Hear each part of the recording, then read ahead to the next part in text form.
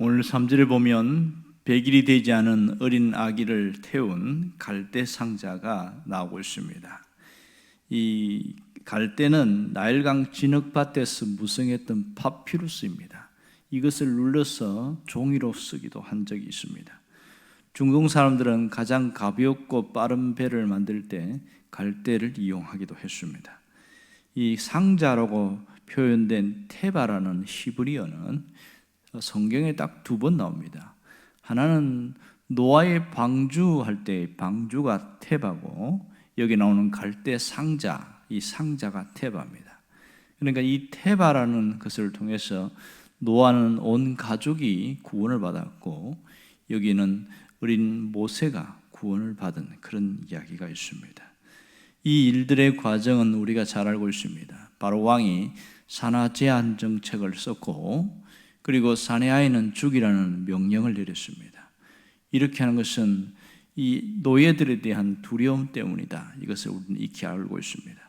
그런데 어느 한 젊은 가정이 결혼을 해서 아이를 낳았는데 이미 첫째, 둘째는 문제가 없습니다만은 마침 이 아이를 놓을 때가 바로의 명령이 있은 때였습니다. 그러니 사내 아이가 태어날지 딸이 태어날지 모르는 거죠. 많은 사람들 여기저기서 사내 아이들이 죽어나가고 끌려나가는 때에 곡소리가 나는 때 얼마나 두려운지 모릅니다. 기쁨이 아니라 두려움이었죠. 그런데 낳고 나니까 벌써 아들이라는 것을 알게 됐습니다. 여기서는 부모가 누군지 밝히고 있지 않지만 뒤에 가면 6장 20절에 보면 이 부모가 아므람과 요게벳이다 이렇게 이야기를 하고 있습니다. 이 부모가 이 아이들을 석 달을 키우다가 더 이상 키울 수가 없어서 고민하다가 갈대 상자를 만들었습니다. 거기에다가 역청과 나무진을 칠해서 이 아이를 거기에다가 앉히고 눕혀 놓은 다음에 나일강에다 띄우게 되었습니다. 이 과정을 우리가 잘 알고 있지요. 자, 이 갈대 상자를 띄웠을 때에 아마도 모든 것을 하나님께 기도하고 맡기지 않았을까 이런 생각을 합니다. 궁여지책으로 만들어낸 대안이긴 합니다만은 사실 이 갈대 상자가 그러면 이 모세만 그랬을까? 아닐 거예요. 수많은 사내 아이들이 갈대 상자에서 또 나일강에 띄워지고 할 일이 있었던 것 같아요. 근데 놀라운 것은 이 갈대 상자에서 구출받은 아이는 모세밖에 없다는 것이 놀라운 일이긴 합니다. 상식적으로 생각할 때에 이 아이가 살아날 확률이 몇 %나 될까요? 일단 확률이 상당히 적다는 것을 알 수 있습니다.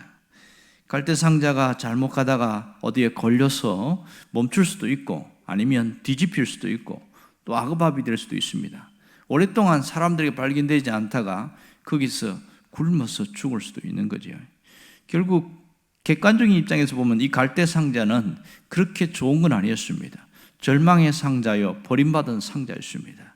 부모가 할 수 없이 키울 수 없어서 그렇게 떠나보냈지만 아이의 입장에서는 이미 버림받은 것이 되겠지요.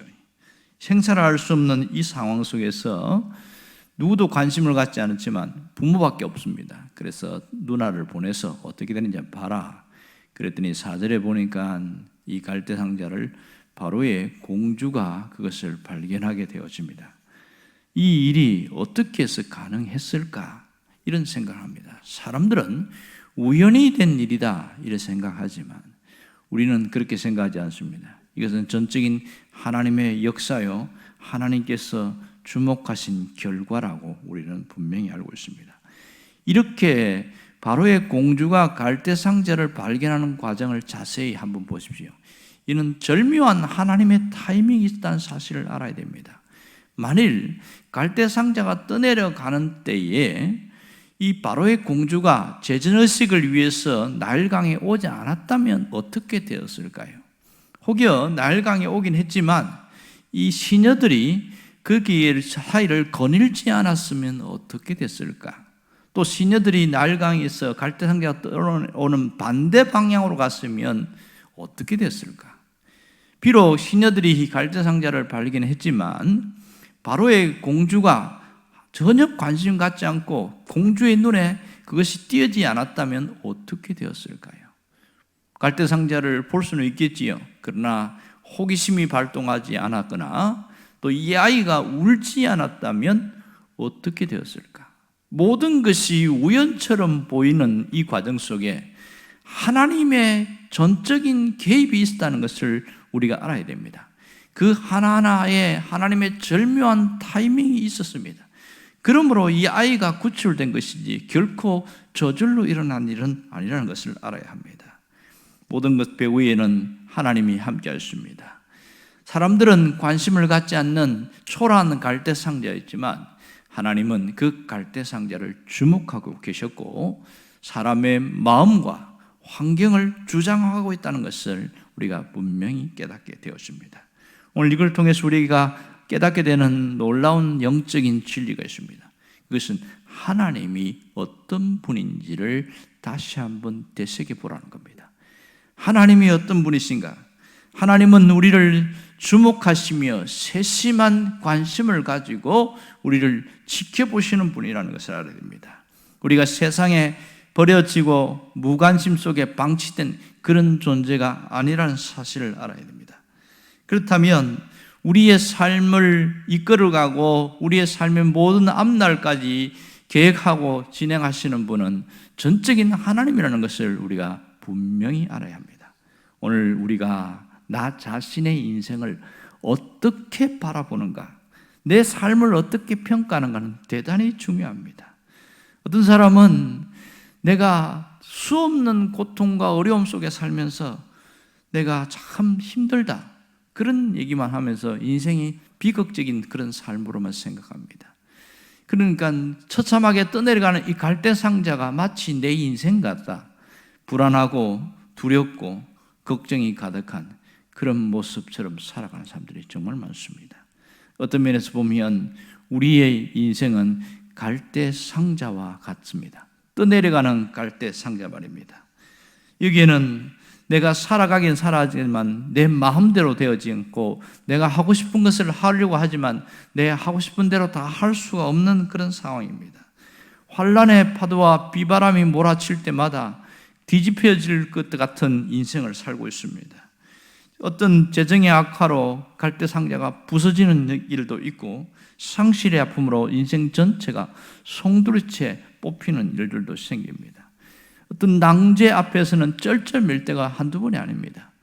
수학 같은 경우는 공식이 있어서 풀어낼 수 있지만 이 인생의 난제 앞에서는 공식이 없기 때문에 풀 수가 없는 것이지요.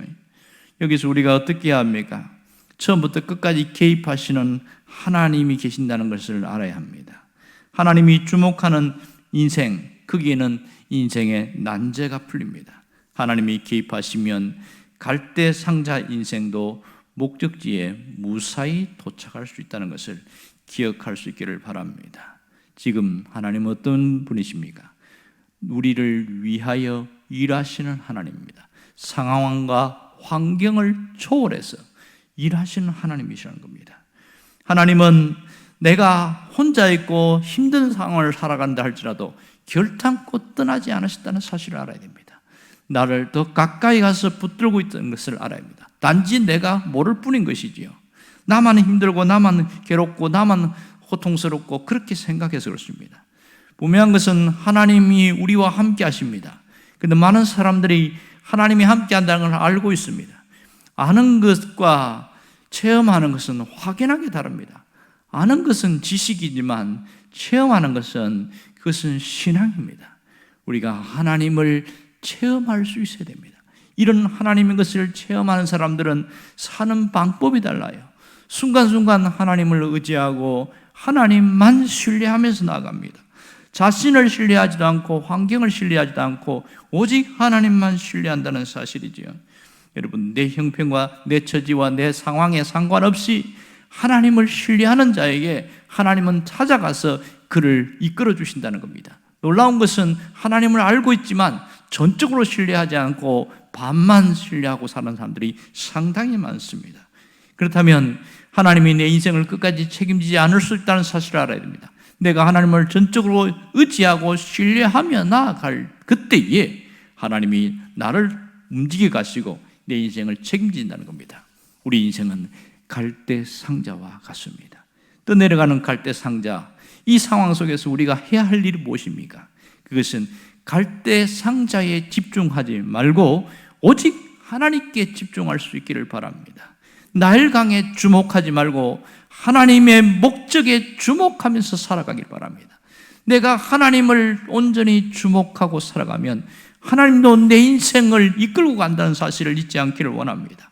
이런 인생은 절대로 망하거나 쓰러지거나 넘어지지 않습니다. 고통과 어려움은 있지만 반드시 목적지를 향해 갑니다. 돛도 없고 키도 없고 어떤 방향키도 없지만 그러나 분명한 목적지로 하나님이 이끌어 가십니다. 이 인생의 갈대 상자에 하나님이 동행한다는 사실을 잊지 않기를 원합니다.